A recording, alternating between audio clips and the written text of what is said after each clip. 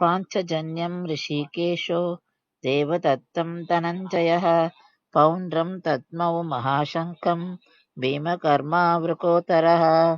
இந்த ஸ்லோகத்துல யார் யார் எந்தெந்த சங்கை முழங்கினார்கள் என்று சஞ்சயன் திருதராஷ்டிரம் சொல்றான். கண்ணபிரான இங்க ரிஷிகேஷன் குறிப்பிடுறான்.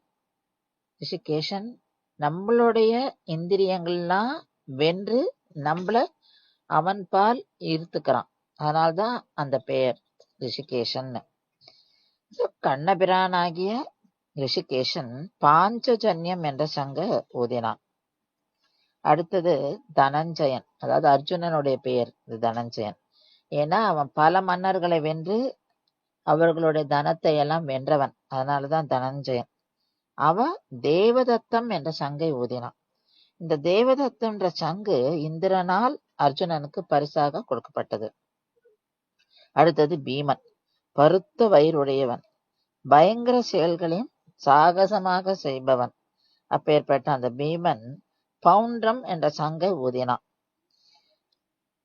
இந்த 3 பேரும் எந்தெந்த சங்கை ஊதினார்கள் என்றதை தான் இந்த ஸ்லோகத்துல சஞ்சயன் சொல்றத நம்ம கேட்கிறோம்.